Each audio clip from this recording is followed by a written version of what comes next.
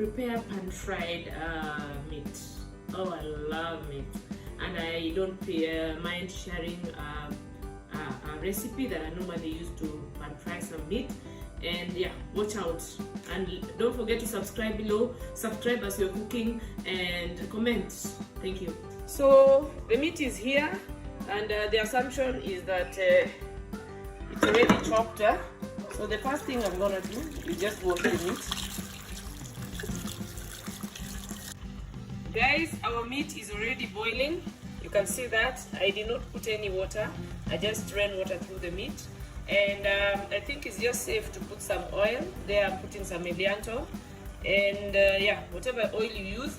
And it's safe to just put some oil so that it doesn't stick just when the water, when it dries up. So put some oil so that when it, as it continues to boil, it can boil up to just finish the water it has, and then it can start frying.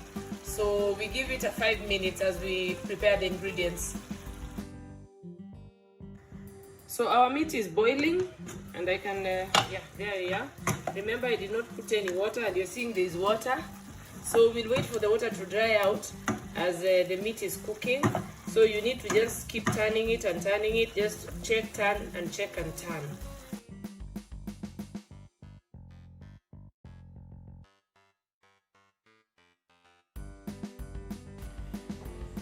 So now that we are ready, you need to slice 2 onions and have some sliced green pepper ready waiting, and then grind some ginger, and have 2 Royco cubes. That is a spice that we use. You can also grind some garlic ready in preparation to merge it into the meat. So that is something that you need to prepare in advance. I like putting in some salt to help me grind it easier. It gives it that friction, so that you can easily grind the garlic or the ginger in the pounding container. I don't know what to call it.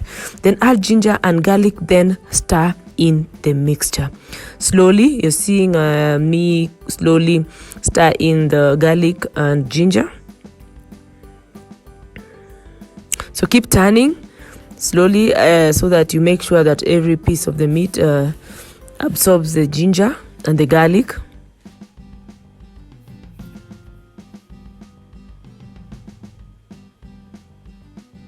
So you notice I leave it for a while, I keep turning.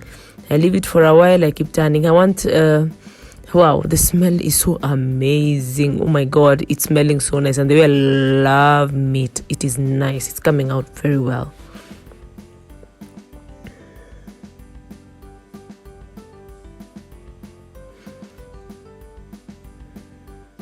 So I want to give the meat some time so that it can cook, the ginger can come in well. Then add the spices. That is the Royco cube I'd shown you earlier on. So I'm grinding it or breaking it into smaller pieces as I'm adding.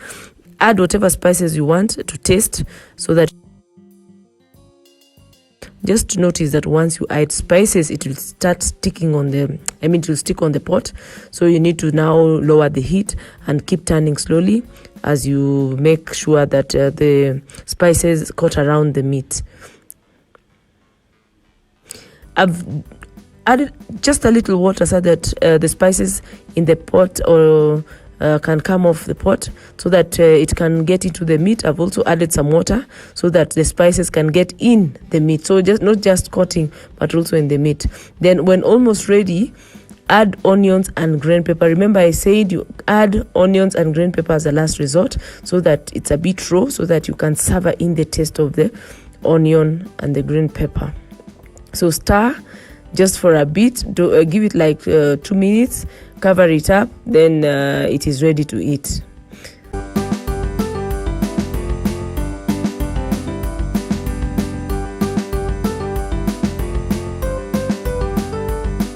This has been Miss Nyakiba.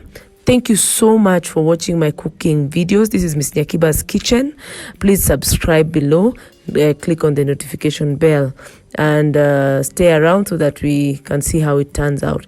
Thank you very much. Bye-bye.